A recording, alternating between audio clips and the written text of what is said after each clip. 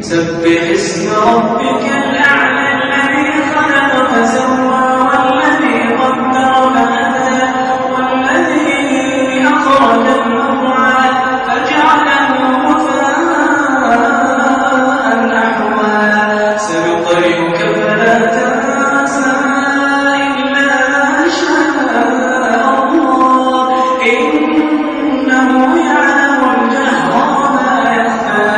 ونيسرك لليسرى فذكر إن نفعت الذكرى سيذكر من يخشى ويتجنبها الأشقى الذي يصلى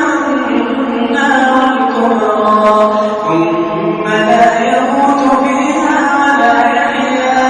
قد أفلح من تزكى وذكر اسم ربه فصلى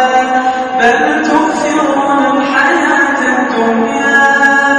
والآخرة خير وأبقى إن هذا